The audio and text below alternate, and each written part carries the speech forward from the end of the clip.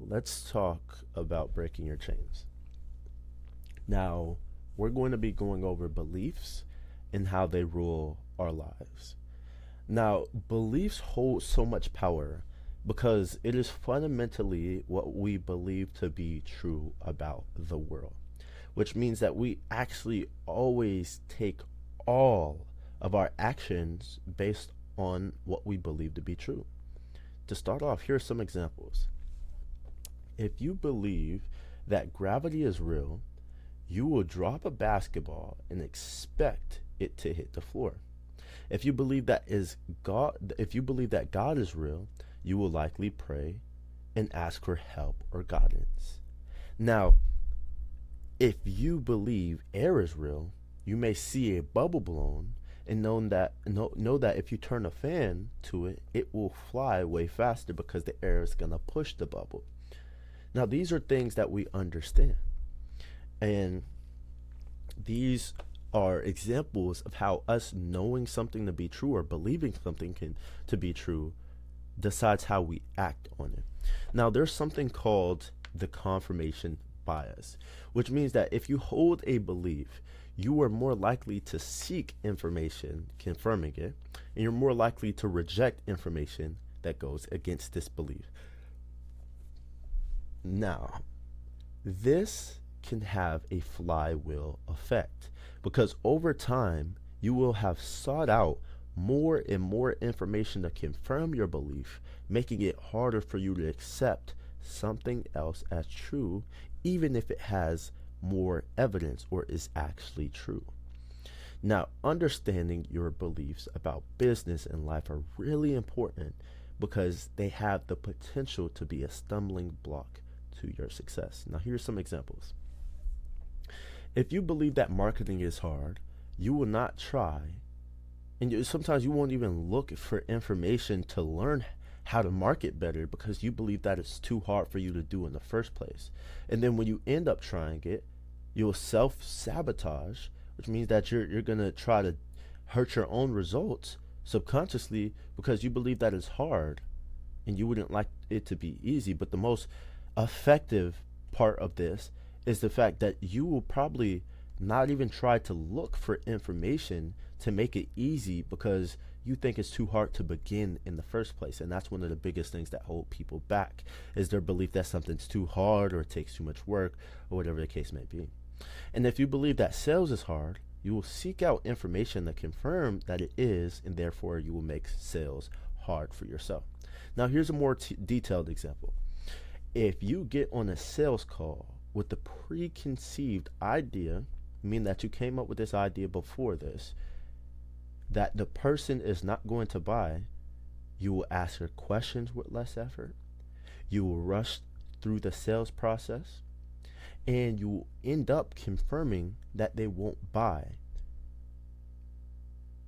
by shifting the call in that direction to confirm your belief. Think about this. Now, what's the solution here? In order to grow as fast as possible and allow old beliefs to be broken, in order for you to succeed, you need to adopt this one mindset. I will become whoever I need to be successful without sacrificing my integrity. Now, this statement is powerful because it is closely related to what Bruce Lee said about water. Now, let's check this out real quick. What did Bruce Lee say about water? Help save lives. Donate plasma today. CSL Plasma. Do the amazing. This is what it is, okay? Let's see. I said empty your mind. Be formless, shapeless, like water.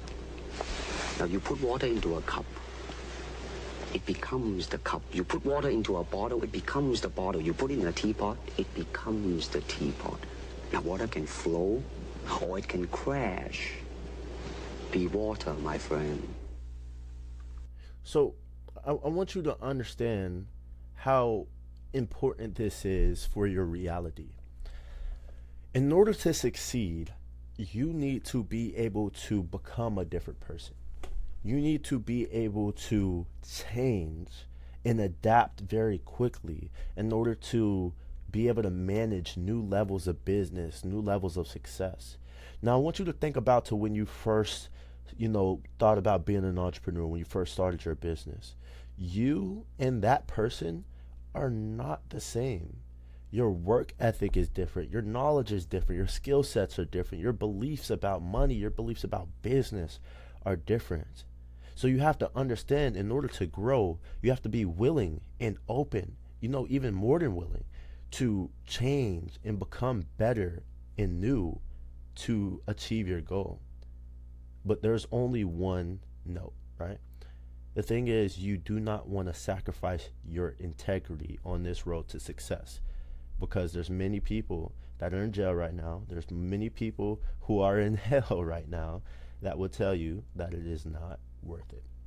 Now, there's a psychological state called self-solidification. This happens to people as they accept their current attributes and look at those who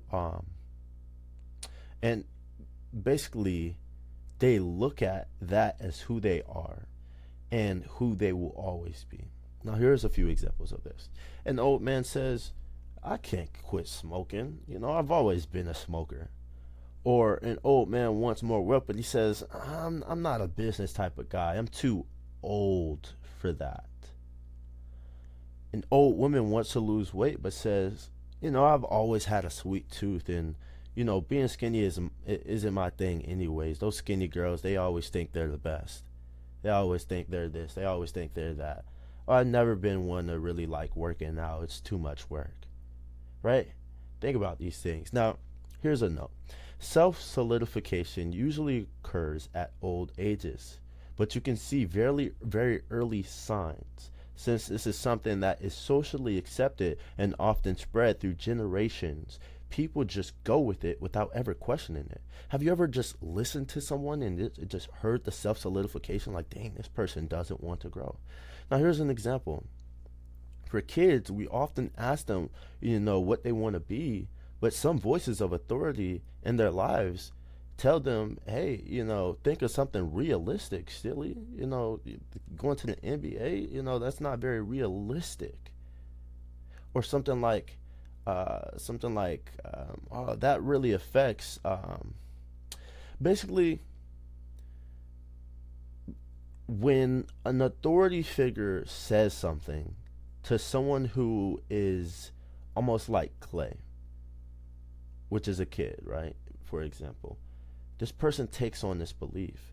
And you have to understand that when this authority figure gives this belief to you, that's your new understanding about the world. You don't challenge that because you believe it to be a fact. And you never challenge it until you come into a situation where someone either tells you that that's not true or something like that. And the thing is, it's easier to lie to someone than it is to convince them that they've been lied to. I know you've probably heard that. So when it comes to self-solidification, when it comes to confirmation bias, by the time someone may challenge your beliefs, like say, for instance, I might be challenging your beliefs right now by breaking down this stuff right here, but you have to be, as water, you have to be able to change. You have to be able to adapt and say, hey, maybe I might be wrong. Or maybe that person who told me that I wasn't good at sales might be wrong. Or maybe I just don't work hard enough. Maybe this guy's telling the truth. You have to be open to it. Because why? You've probably been confirming your beliefs your whole life. And that's why you are right now, because you confirm what you believe to be true, and then it becomes even more true for you. Right?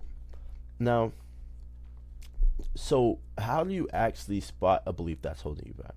Now, I'm going to give you, some examples and prove that will basically prove that they're not good beliefs. Then I'll pretty much arm you with the ability to spot the ones in your life that are holding you back. Now, first, I am not a sales type of guy. The reason this is inaccurate is it gives you an excuse not to become a sales guy.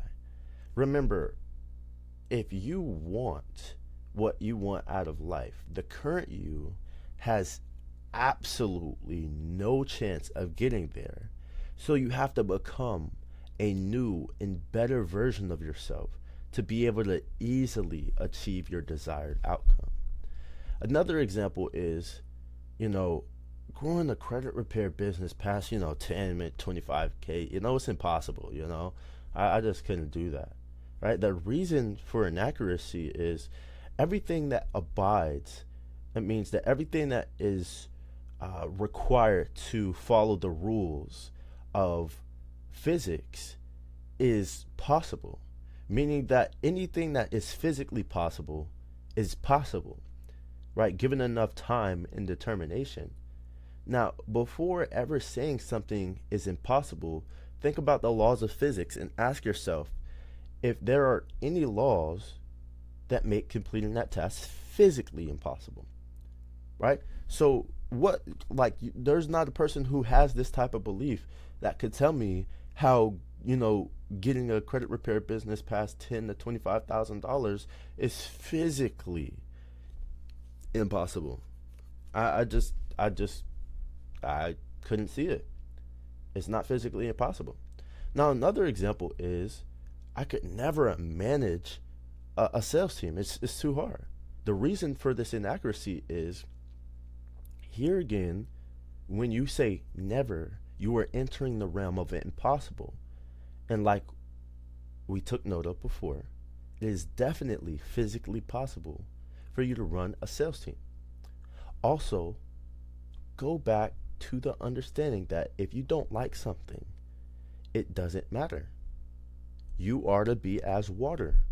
And if something or someone is required of you to do or to be, you are to become or do that for the sake of your goal. Especially, of course, making sure that it doesn't compromise or go against your integrity, doing the right thing when no one's watching. So with this, that means if you don't like managing the sales team, you're just going to have to figure it out, right? You probably don't like doing a lot of the work that allowed you to become successful, but you still did it.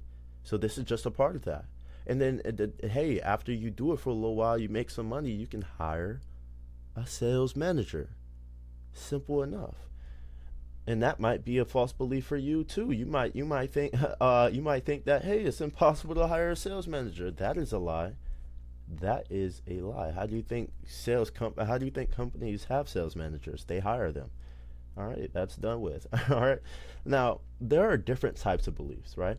There are beliefs that are about a specific thing, a domain, a category, and about oneself. These are all capable of holding you back. Now, it is time to be armed with something that will allow you to find these inaccuracies in your own belief system.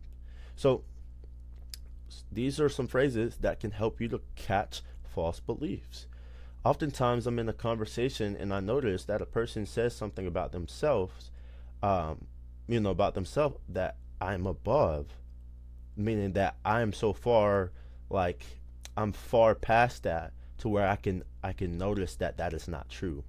So if I've been running ads for years and I understand that you can run profitable ads, and someone says, hey, it's just impossible to run profitable ads, I can catch that easily, right? And I'm above it and I notice it as a false belief. And you have to be able to catch words and phrases that are telltale signs of false beliefs. Now, here's a few examples.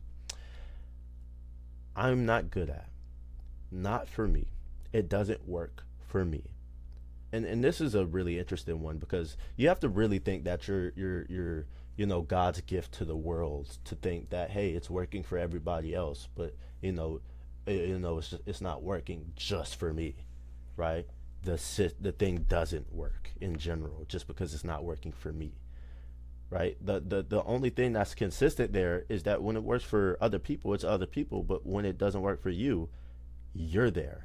You're the change. You're the variable. I mean, that is probably something with you, not the model, not the system, not the process. Another example is I am not, or not my thing, or I have always done it this way, right? Now, here's belief bottlenecks, right? So here's how to spot a belief bottleneck. But first, you should know what a bottleneck is. A bottleneck is a quirk in a system that prevents value from flowing. An example is a person gets into a car accident and knows that, I'm trying to make sure I'm saying this right. A person gets into a car accident and knows that is a bottleneck in traffic. I think that's just a typo. Excuse me then. Which prevents people from flowing through the roads and getting the value of fast travel. Now here is an image of a traffic bottleneck, right? This is pretty simple and straightforward. You have a lot of people trying to get the value of going in one direction, but it's clogged right here. That means that there's something holding back from the value that could be had by all of these things being open. Another example would be, say for instance, this person crashes and they're stood right there and nobody else could get through at all. With this, it's just slowed down, but if this has a crash, nobody's getting through, right? Now, what does this have to do with your business and your beliefs, right? When you have a bottleneck in your business that is not getting quickly solved, it is usually caused by one of these things.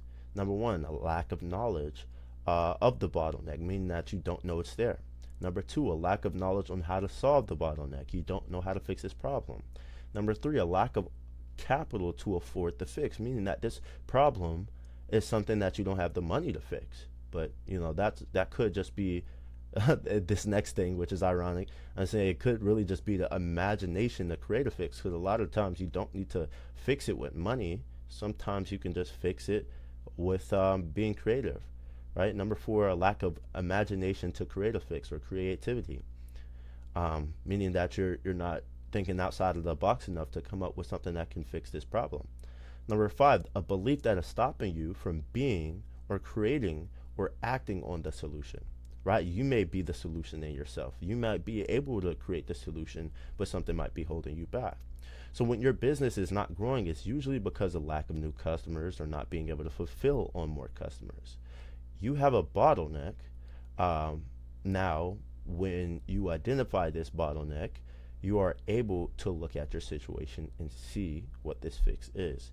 Meaning that when you have a bottleneck, you can see, okay, what's stopping this system from flowing? What's stopping this situation from going?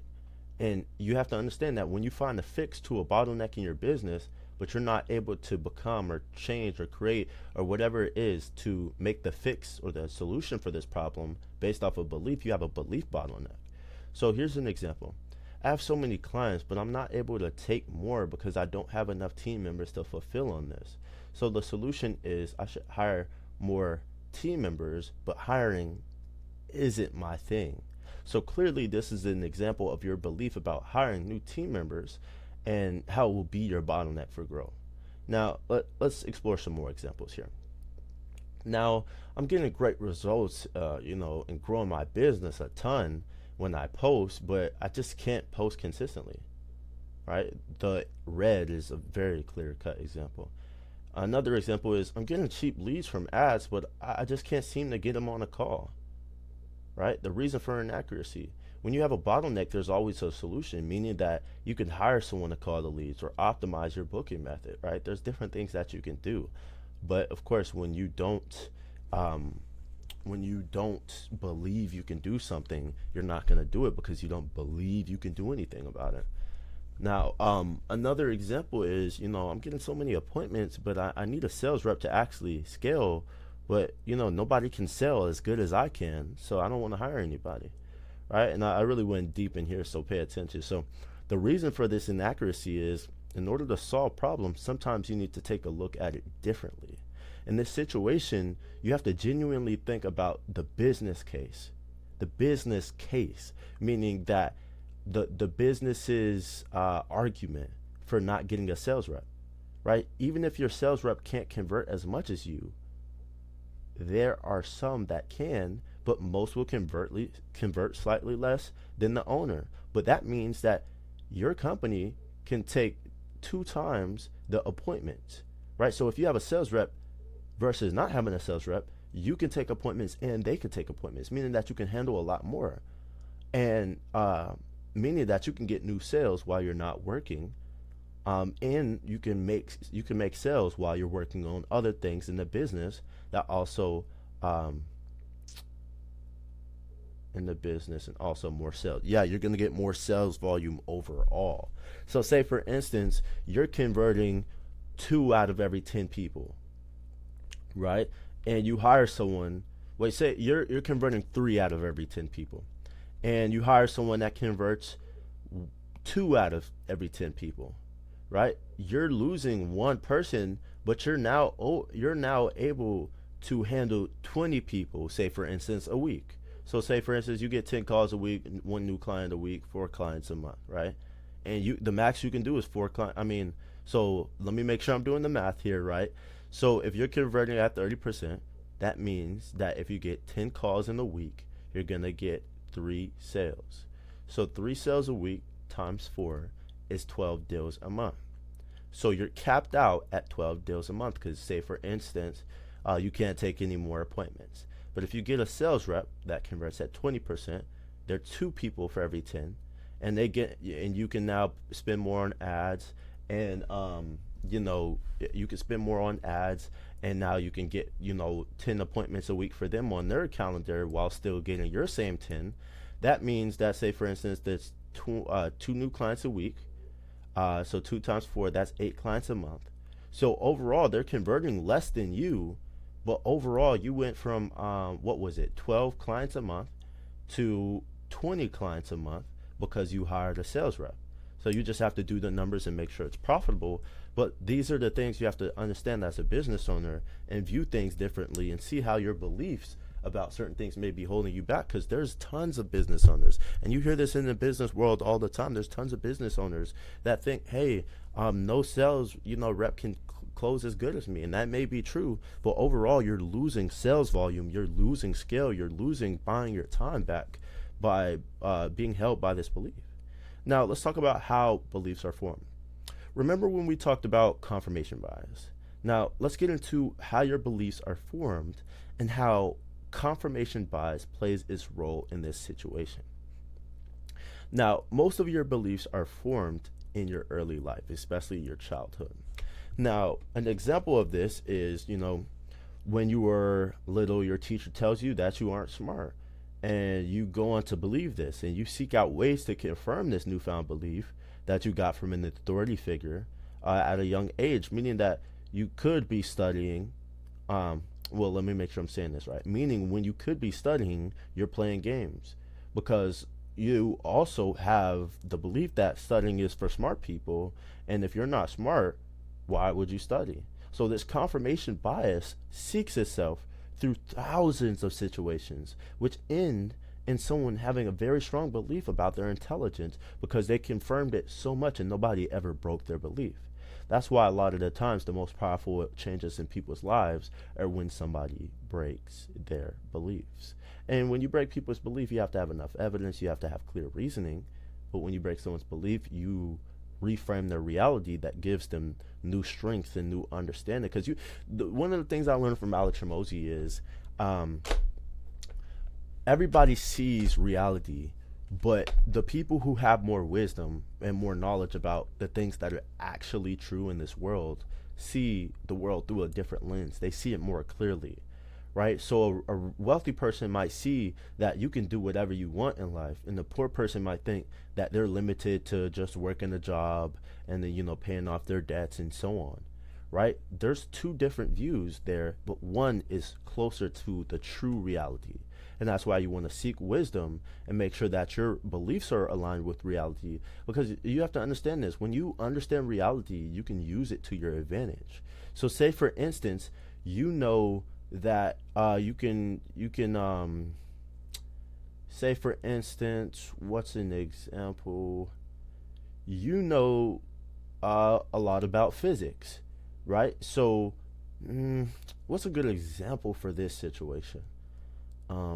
Right, so say for instance you understand cognitive biases, right? We're going to go over those very soon within this program, but cognitive biases are basically shortcuts for thinking that us humans use to save energy. That's very simple but complicated at the same time. But if you understand that most people will feel like they owe you once you give them something for free, you can go and start giving people things for free, and now they feel like they owe you. So whenever you need something from them, you can ask and they're more likely to give it to you because you already gave something to them. Even if it's small, they'll even give you something bigger. So you might say, for instance,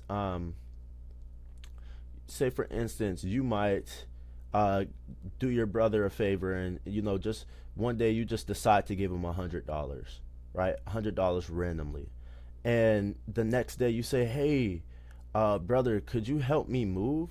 Right?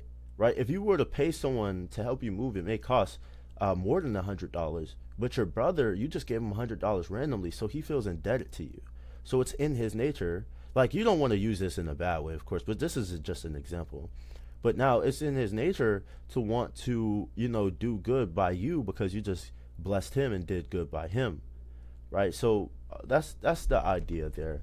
The closer you are to understand the reality, the more you can use it to your advantage, right? Just how we understand that, hey, when your body gets too cold, that's a bad thing, so we put on sweaters and covers and things like that to heat up our body, right? It's just understand the reality, and the closer you are to that, the more successful you are going to be. Just like another example is, like this person that says, hey, someone can't scale as good as me. Someone who thinks about it in this way, in the way that I explained it, is going to be able to get farther than this person, because this person and this person's reality is different. This person has a belief that reality is this way, and this person knows the truth about reality, right? So you have to think about how important these things are. Now, another example is when you're young, your mom tells you that you're great at speaking. And since she's an authority figure in your life, you take it as gospel, as truth, as reasoning, as something you should follow. And you become more outgoing because you believe that you're good at speaking. You start raising your hand in class more. Then you end up joining the debate team and eventually end up as a motivational speaker. So as you can see, beliefs are formed and then confirmed through various experiences, and they can really end up shaping our lives. Just imagine this person's mom didn't tell them that they were good at speaking. Imagine this person's mom told them that they're terrible at speaking. Do you think that this end result of a motivational speaker will be as likely as it is when she had told him that he's great at speaking? No. So you have to think about these things. And sometimes people even overcome, it's all probability. Sometimes people overcome these things and end up, say for instance, she could have told him, hey, you're a terrible speaker, but someone else further along proves to him that he's a great speaker. Then he goes down this thing again in the positive manner that ends up being a motivational speaker, right? So there's certain things in my childhood that kind of made it seem like, okay, I was just going to be a regular person or whatever case may be, people who didn't believe in me. But then I had one instant, and this is a perfect example. My beliefs about getting rich. I always wanted to be rich and successful. And I remember in 7th grade, I had a substitute teacher called Mr. McDaniels. I went to H.L. Watkins Middle School. And in 7th grade, I had a substitute teacher come in, and he showed us a video by a guy named Robert Kiyosaki. And I'll never forget. This video changed my beliefs about school, about business, and about money. And from there, I was motivated to read the book Rich Dad Poor Dad. I ended up reading that book. Then that motivated me to get more books. I eventually started affiliate marketing. Then I went on to promoting a community and doing all different types of things. And then eventually I learned about focus. And then I just did social media marketing and then started focusing on this business. And then here I am now based off of one interaction when I was in 7th grade. And I believe I was like 13 all the way to 19. That's a change in my entire life. And I dropped out of high school. I work for myself. And I'm a successful business owner. Why? Because of that one interaction that cascaded itself into all these different things that made my life the way it is right now. So I want to just, I think that's a really great example that proves how important our beliefs about the world are. I hope that you got some value from this. God bless.